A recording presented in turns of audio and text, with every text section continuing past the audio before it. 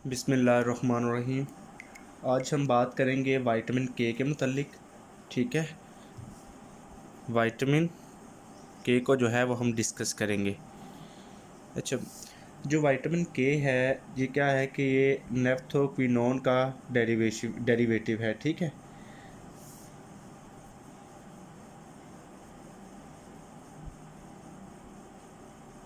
Derivation है ये किसकी, सॉरी, नेफ्थोक्विनोन की। इसकी ये क्या है, डेरिवेटिव है। ठीक है, अब जो विटामिन के है इसकी 3 फॉर्म्स हैं। ठीक है, इसकी कितनी फॉर्म्स हैं? फॉर्म्स विटामिन के की 3 है। विटामिन के 1 है, विटामिन के 2 है और विटामिन के 3 है। ये इसकी 3 फॉर्म्स हैं। इन 3 फॉर्म्स को हम, जो के 1 है इसको हम कहते हैं फाइलोक्विनोन। फाइलोक्विनोन, ठीक है। और जो के 2 फॉर्म है हम इसको कहते हैं मैनाक्विनोन। मैनाक्विनोन, ठीक हो गया। और के 3 फॉर्म को हम जो कहते हैं मैनाडायोन कहते हैं। ठीक है, मैनाडायोन। अब इसके जो फॉर्म्स हैं उसके अंदर जो के 1 और के 2 फॉर्म है ये नेचुरल फॉर्म है। ये कौन सी फॉर्म है? ये नेचुरल फॉर्म में जो है वो पाया जाता है। नेचुरल फॉर्म में जो है हमें वो ये मिलता है। और जो के 3 फॉर्म है ये हमारे पास सिंथेटिक फॉर्म है। सिंथेटिक फॉर्म है ये। ठीक है, अब जो विटामिन के 1 और के 2 है ये बेसिकली फाउंड होता है प्लांट्स के अंदर, और यानी कि इसको बैक्टीरिया सिंथेसाइज करते हैं विटामिन के 1 और के 2 को। ठीक है, अच्छा, इसके अंदर अब ये चीज़ है जो विटामिन के 3 है ये जो है क्लिनिकली यूज़ होता है। क्लिनिकली जो है ये मोस्टली जो यूज़ होता है वो ये है विटामिन के 3। क्लिनिकली जो है वो ये यूज़ होता है। ठीक हो गया, फॉर्म्स होगी। अब हम देखेंगे कि जो है ये सोर्सेज इसके क्या हैं। ठीक है, सोर्सेज इसके देखें। सोर्सेज में जो है ये जो विटामिन के 1 को अगर हम देखें, फाइलोक्विनोन को, ये हमारे पास होता है ग्रीन वेजिटेबल्स में। वेजिस में उसके बाद यानी कि उसके अंदर आते के आएगा अल्फाल्फा आएगा। ठीक है, उसके बाद हमारे पास स्पेनिच आ जाएगा। ठीक है, केल आ जाएगा। हम लिखते हैं आगे, कैबेज फॉर एग्ज़ाम्पल है। ठीक है, स्पेनिच है। इसके अलावा केल है हमारे पास। उसके अलावा आप कह सकते हैं कि अल्फाल्फा है। ठीक है, उसके अलावा टोमेटो में भी जो है ये इसकी जो है वो क्वांटिटी मौजूद होती है। ठीक है, सोयाबीन्स में होता है। ठीक हो गया, उसके अलावा अगर दूसरी तरफ देखा जाए तो एग यॉक और लीवर में भी ये मौजूद होता है। एग यॉक जो है, एग यॉक में और किस में होता है, लीवर में भी जो है विटामिन के की जो है मिकदार जो है वो मौजूद होती है। ठीक है, उसके अलावा जो के 2 है वो ज़्यादातर होता है फ़िश मील में। फ़िश मील में जो है के 2, हम के 1 देखें, के 2 है वो ज़्यादातर होता है फ़िश मील में।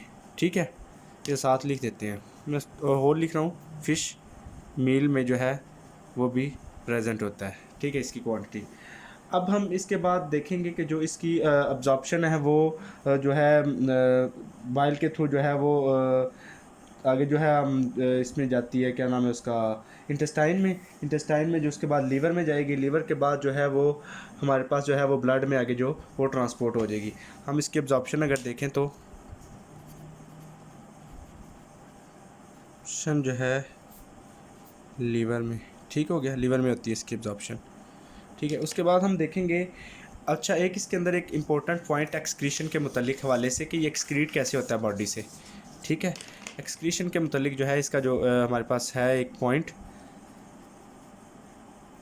एक्सक्रीशन जो है इसकी होती है बेसिकली ये यूरिन के थ्रू एक्सक्रीट नहीं होता। Don't excrete through urine. Urine के थ्रू जो है एक्सक्रीट नहीं होता। डोंट एक्सक्रीट थ्रू या वाया यूरिन के थ्रू एक्सक्रीट नहीं होता। ये होता है सिक्रीट थ्रू फेसिस। किस में होगा ये, फेसिस के थ्रू ये एक्सक्रीट होगा। समझ रहे बात, ये एक्सक्रीशन मैंने आपको जो है इसकी इसमें बता दी कि इसके अंदर क्या जो है चीज़ वो समझने वाली है। अब हम देखेंगे इसके जो है फंक्शन, इसका बड़ा इंपॉर्टेंट है, मेन फंक्शन है, ये क्लिनिकली भी हमें देखने में मिलता है। ठीक है, हॉस्पिटल्स में जो है पेशेंट्स या खसूसी तौर पे जो न्यू बॉर्न बेबी हैं उनके अंदर ये ज़्यादा होता है। ये फंक्शन इसका ये कोगुलेशन फैक्टर करवाता है। ठीक हो गया, कोगुलेशन का जो है इसको कोगुलेशन करवाता है। ठीक है, कोगुलेशन कहाँ पे, कोगुलेशन जो फैक्टर्स हैं वो किन किन फैक्टर्स पे जो है वो होता है, एक तो 2 पे, 7 फैक्टर पे, 9 पे और 10 पे। ठीक हो गया, यानी कि कोगुलेशन है, कोगुलेशन करवाता है। ठीक, कोगुलेशन जो है फैक्टर है जो इसका इंपॉर्टेंट फंक्शन है विटामिन के का। अब हम बात करेंगे इसकी डेफिशिएंसी की। ठीक है, इसकी डेफिशिएंसी जो है क्या बॉडी में जो है वो असरअंदाज करती है या बॉडी में क्या वो है जो चेंजेस लेके आती है, उसमें सबसे पहले कि ये है हमारे पास ये है कि haemorrhagic disease of new born होती है। अगर न्यू बॉर्न बेबी है तो ये हमें जो है क्लिनिकली बहुत कॉमन है ये। ठीक है, haemorrhagic disease of new born है ये। बेसिकली इस डिज़ीज़ में क्या होता है, ये अपीयर उस वक्त होती है जब एक बच्चा पैदा होता है। ठीक है, अगर उसके हॉस्पिटलाइज नहीं हो सकता या हॉस्पिटलाइज में वो हॉस्पिटल में वो उसकी जो है वो बर्थ नहीं होती, तो उसमें क्या होता है कि उसको उसके अंदर जो है मोस्टली में होता है कि विटामिन के की है जो वो डेफिशिएंसी होती है।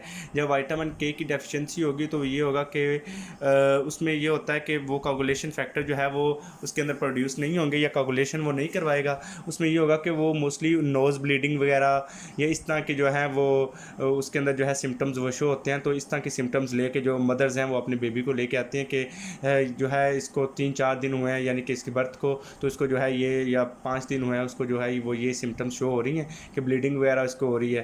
ठीक है, तो नाक से खून आना, तो इस वजह से जो है ये बेसिकली इसी को कहते हैं haemorrhagic disease of new born.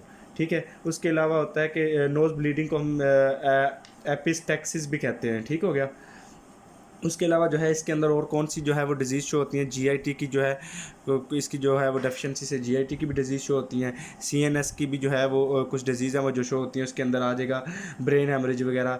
ठीक है, ब्रेन जो है हेमरेज वगैरह जो है वो इसमें ये पेन वगैरह जीआईटी में एब्डोमिनल पेन, डायरिया वगैरह, वॉमिटिंग वगैरह जो है वो हमें शो होती है। ठीक है वॉमिटिंग वगैरह, डायरिया वगैरह, पेन वगैरह जो है वो हमें इसमें जो है जीआईटी की जो है उसमें शो होती है। ठीक है, उसके अलावा ये होता है कि इसकी डेफिशिएंसी मोस्ट कॉमन उनके अंदर होती है या उन चीज़ों के अंदर होती है कि जो मदर्स अपने बेबी को फीड करवाती हैं उनके अंदर भी इसकी डेफिशिएंसी होती है। ठीक है, जो मदर जो हैं वो लैक्टेटिंग करवाती हैं या जो है वो ब्रेस्ट फीडिंग करवाती हैं चाइल्ड को, उसके अंदर जो है वो उनके अंदर भी जो है विटामिन के जो है वो कम होता है। ठीक है हो गया, अब ये है उसके बाद हम इसकी रिक्वायरमेंट्स देखेंगे। रिक्वायरमेंट्स इसकी देखेंगे कि इसके अंदर क्या क्या जो है कितनी मिकदार में जो हमें जो है वो डेली चाहिए होता, डेली जो है इसकी रिक्वायरमेंट वो हम देखेंगे। उसमें यह है कि जो मेल हैं यानी कि आप कहते हैं कि अडल्ट जो मेल हैं उनके अंदर जो इसकी जो वैल्यू है या इसका जो लेवल है वो 120 म्यू जी पर डे। ठीक हो गया, उसके बाद जो फीमेल्स हैं उसमें क्या है 90 म्यू जी पर डे। उसके बाद हम देखेंगे इसकी जो है हाइपर विटामिनोसिस देखेंगे। हाइपर विटामिनोसिस में क्या होता है यानी कि अगर तो ये ज़्यादा अमाउंट में हमारे जो है बॉडी के अंदर है हाइपर विटामिनोसिस के। ठीक हो गया, इसमें क्या होता है कि अगर तो ये बॉडी में ज़्यादा मिकदार में मौजूद हो गया तो ये हमें सबसे पहले ये काज करेगा कि हीमोलिटिक एनीमिया जो है वो होगा। ठीक हो गया, हीमोलिटिक एनीमिया जो है वो होगा। ठीक हो गया, अब उसमें ये होगा कि इसके बाद हमें जो है इसमें जो जॉन्डिस बहुत कॉमन होगा। ठीक है, अगर इसकी जो इसकी कंसनट्रेशन जो है वो बॉडी में अगर ज़्यादा है, इसका लेवल अगर ज़्यादा हो गया तो जो है जॉन्डिस होगा। ठीक है, जॉन्डिस में क्या होगा हमारा HB बढ़ जाएगा, बिलीरुबिन बढ़ जाएगा। इसमें क्या होता है कि हमारा जो HB है वो भी बढ़ जाता है, बिलीरुबिन जो है वो भी जो है बिलीरुबिन वो भी जो है वो ज़्यादा होगा। ठीक है, ये जो है हाइपर विटामिनोसिस इसकी होगी तो ये डिज़ीज़ ये जो है अगर इसकी जो अमाउंट है वो बॉडी के अंदर ज़्यादा हो जाती है तो हमें जो है ये चीज़ें जो है ये सिम्टम्स या ये डिजीज़ जो है वो शो होती हैं। ठीक है, अब मैंने विटामिन के आपको बताया। ठीक है, एक मुख्तसर सा ये एक रिव्यू था। विटामिन के है कि डेरिवेशन है नफ्थाक्विनोन की। ठीक है, इसकी 2 फार्म्स हैं, K1 फार्म है। ठीक है, इसको हम फाइलोक्विनोन कहते हैं। K2 फार्म को मैनाक्विनोन कहते हैं। K3 फार्म को मैनाडायोन कहते हैं। अब जो K1 और K2 फार्म है ये नेचुरल फार्म है। K3 फार्म है इसको हम क्या कहते हैं, सिंथेटिक फार्म है ये। ठीक है, अब मैंने आपको बताया K1 और K2 जो है ये मोस्टली जो है वो प्लांट से जो है प्लांट फूड्स और बैक्टीरिया से सिंथेसाइज होते हैं। ठीक है, उसके अलावा जो K3 है ये क्लिनिकली जो बहुत इंपॉर्टेंट है। ठीक है, ये हम सिंथेटिक फार्म में जो है वो हम जो है वो एज ए डाइट के तौर पे या मे बी इंट्रामस्कुलर या जो है इस तरह जो है इंजेक्शन के तौर पे भी जो है हम इसको जो है वो देते हैं। ज़्यादातर वो यही होता है कि न्यू बॉर्न बेबीज़ के अंदर जो है इसकी ज़्यादातर कमी देखी जाती है। ठीक है, उसमें यह है कि सोर्सेज अगर हम देखें तो सोर्सेज क्या हैं कि K1 के लिहाज से देखें तो ग्रीन वेजिटेबल्स में, कैबेज में, स्पेनिश में, केल में। बाकी अगर दूसरे जो K2 और K3 में टमाटो, सोयाबीन, ठीक है, फ़िश मील, एग यॉक में, ठीक है, लीवर में है। इसकी जो है वो मिकदार जो है सोर्सेज हैं जो रिच सोर्सेज हैं वो ये मैंने आपको बता दिया। एब्जॉर्प्शन ये लीवर में इसकी एब्जॉर्प्शन होती है। ठीक है, उसके बाद ये क्या है, इसके एक्सक्रीशन के मतलब मैंने आपको बताया कि यूरिन के थ्रू एक्सक्रीट नहीं होता, डोंट एक्सक्रीट थ्रू यूरिन। ठीक है, उसके बाद यह है ये फेसिस से एक्सक्रीट होगा। उसके बाद इसके मैंने फंक्शन में बताया कोगुलेशन का जो है इसका मेन फंक्शन है। फैक्टर्स मैंने आपको बता दी किन किन फैक्टर्स पे है, 2, 7, 8 और 9 2, 7, 9 और 10 पे। डेफिशिएंसी मैंने आपको बता दी कि इसकी डेफिशिएंसी क्या है, हेमोरेजिक डिजीज़ ऑफ न्यूबॉर्न। इसमें मैंने आपको बताया कि जो है नोज़ ब्लीडिंग बहुत कॉमन है। ठीक है, ब्लीडिंग यानी कि उसको हो रही होती है बेबी को अगर यानी कि आफ्टर बर्थ यानी कि विदिन 2 to 3 डेज़ जो है वो शो होता है कि उसके ब्लीडिंग वगैरह शो होती है। तो जो मदर है वो उसको जो है वो हॉस्पिटल लेके आती हैं। तो एज ए क्लिनिकल सिम्टम जो शो हो रही होते हैं वो ये हैं।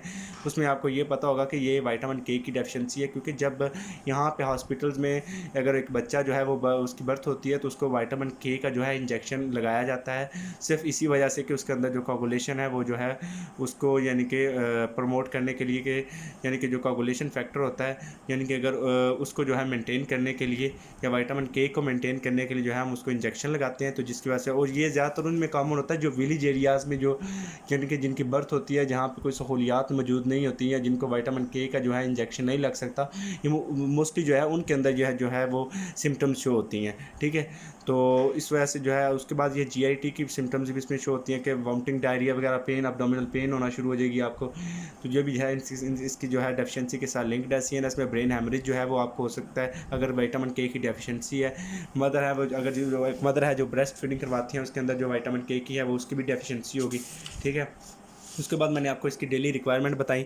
मेल के अंदर इसकी रिक्वायरमेंट है 120 mg पर डे में, फीमेल के अंदर 90 mg पर डे।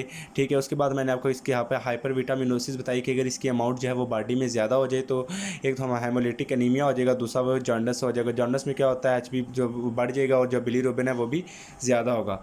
ये आपका जो है विटामिन के कंप्लीट हुआ। ठीक है, ये एक शॉर्ट सा रिव्यू था क्लिनिकल। इसके अंदर K3 इंपॉर्टेंट है। ठीक है, इसके हेमोरेजिक डिजीज़ ऑफ न्यूबॉर्न के केसेस बहुत ज़्यादा जो है हमें देखने में मिलते हैं। ठीक है, तो इसको डायग्नोस करने का भी तरीका मैंने वो जो है वो आपको की टू जो है वो बता दी है। तो थैंक यू सो मच, अल्लाह हाफिज़।